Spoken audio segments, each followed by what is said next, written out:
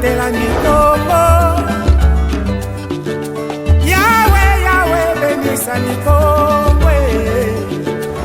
Yahweh, Yahweh, batela mikongo.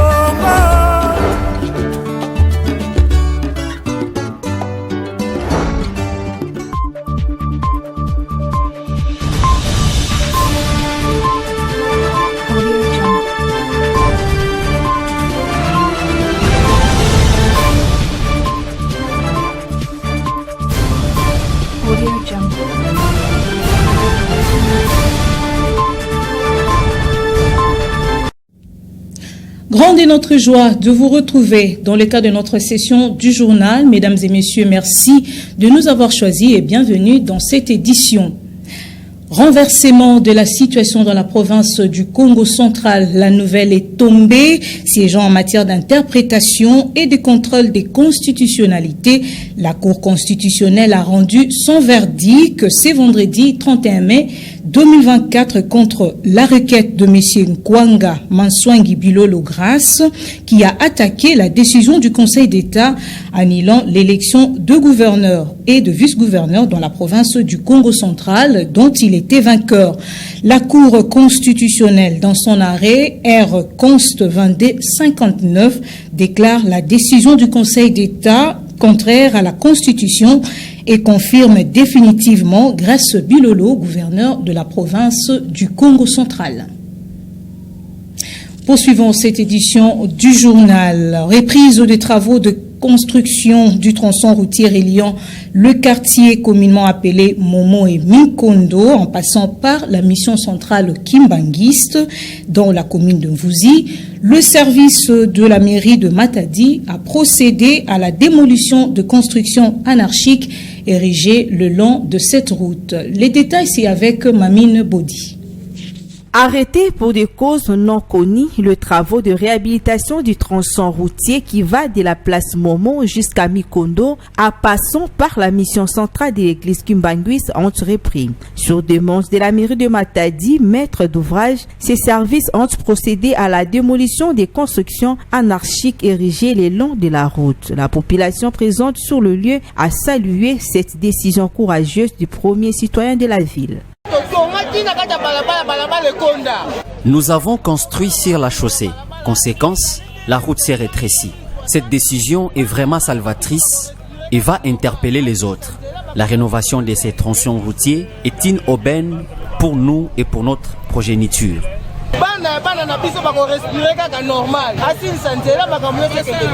Je lance un message à ceux-là qui ont construit sur les emprises de l'État. On ne construit pas partout. Ça, c'est une route d'intérêt capital, un domaine privé de l'État.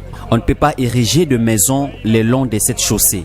Nous demandons au maire de la ville d'aller jusqu'au bout. La rénovation de cette route nous fera énormément du bien. Ici est de noter que la construction des infrastructures routières est une nécessité, d'autant plus que depuis un certain temps, la ville de Matadi connaît un sérieux problème d'embouteillage dans des grandes artères de la ville, a dit l'un parmi les habitants de cette partie de la ville qui a signé l'anonymat. Toujours dans le registre des infrastructures, 3 semaines après le lancement des travaux d'évacuation des débris de l'immeuble satellite en ville basse, le taux d'exécution est en deçà de la moyenne. Depuis plus d'une semaine, les travaux ont été arrêtés par manque des camions bennes, nous dit ce reportage de Pacifique Mwanda et Logos Mabeno.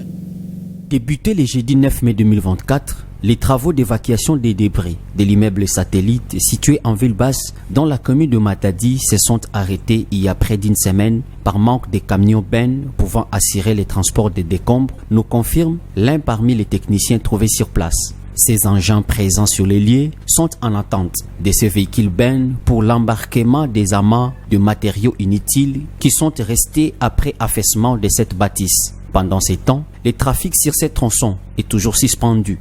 Les barrières sont visibles dans tous les deux sens.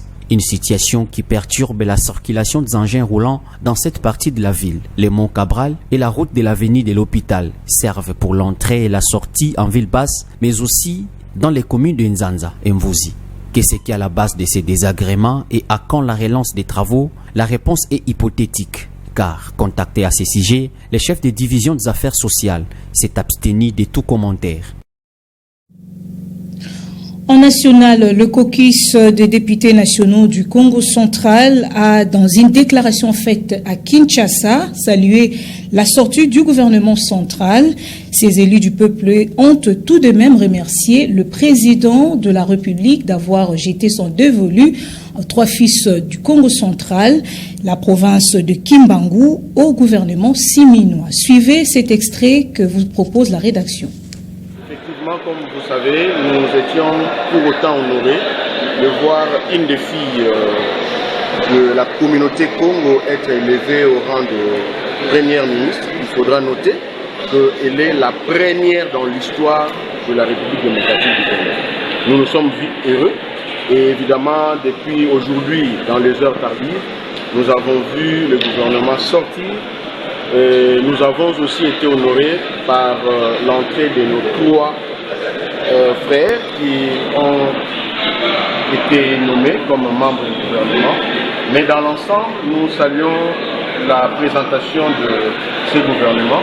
C'est un bon casting que nous allons accompagner pour permettre à ce que le travail soit fait et que la population retrouve sa part comme il se doit. Quel doit être leur cheval de bataille par rapport aux inquiétudes de Nekongo? Les inquiétudes de Congo, écoutez, je ne voudrais pas ici réduire les efforts de tout un gouvernement à un peuple. Le gouvernement est national et nous sommes là pour les accompagner afin de rendre service à toute une nation que la République démocratique. S'il s'agissait de faire passer un message pour le chef de l'État, surtout que vous êtes honoré, que sera le chef de l'État, je l'ai dit ici que nous sommes honorés. Et nous ne pouvons que lui dire merci de cette attention particulière qu'il a accordée à toute une nation et essentiellement à une communauté Congo que nous faisons partie. En sport, le 31 mai de chaque année marque la fin d'une saison sportive, comme précise le texte, qui serve à la bonne organisation du football dans le monde. En République démocratique du Congo, la Fédération congolaise de football, l'association FECOFA, a tenu à le rappeler à ses entités cibles délégataires dans une récente correspondance. Rivanciala. Dans sa correspondance numéro 1363/2024 du mardi 28 mai dernier, le comité de normalisation de la Fédération congolaise de football association signifie au président de toutes les ligues provinciales que tous les championnats provinciaux doivent prendre fin ce 31 mai, comme le stipulent les règlements qui régissent le football sur le plan universel, histoire de respecter également le début d'une nouvelle saison sportive, laquelle s'ouvre au mois d'août. La Ligue de football du Congo central, elle, ne court aucun risque en rapport avec le contenu de la correspondance de la FECOFA, tel que confirme le premier vice-président de la LIFCOC dans ses propos. Aujourd'hui, le 31 mai, c'est la fin de toutes les compétitions. Il s'est avéré que l'équipe qui devait jouer la finale est engagée à la Coupe du Congo. Nous avons cette dérogation de pouvoir organiser notre match le 8. Flavien Kiwulu Ntsangu poursuit en éclairant que seules les ligues provinciales ayant des sociétaires concernés par le calendrier de la 58e édition de la Coupe du Congo peuvent programmer des matchs après la date du 31 mai. La fédération est claire, il n'a pas exempté les ententes, tout ça. Donc c'est la fin de tout.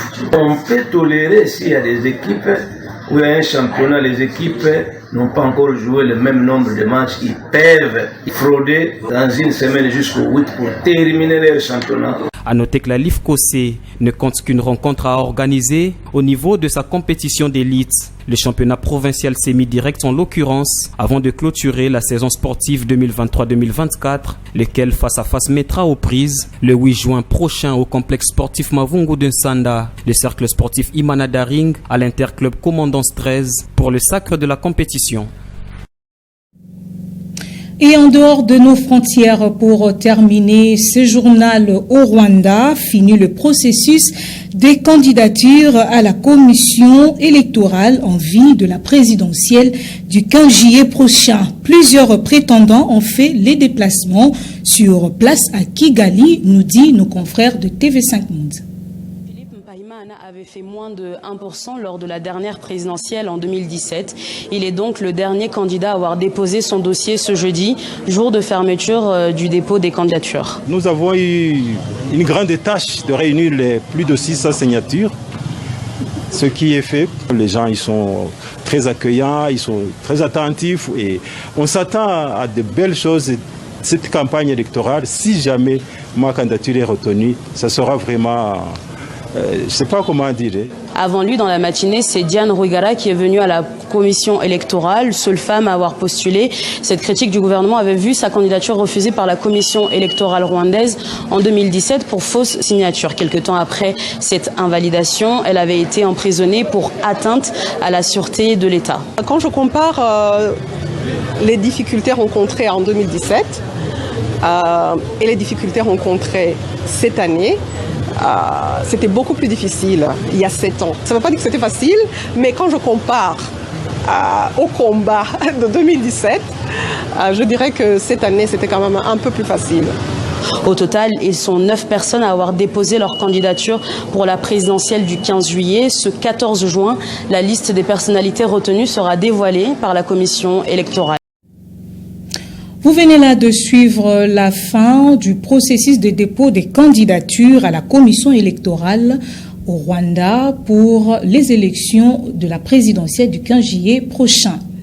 Voilà qui met fin à cette édition du journal. Mesdames et messieurs, merci à vous de nous avoir suivis. Si vous avez aimé, dites un grand merci à la grande équipe technique, celle de la rédaction qui a concouru à sa production.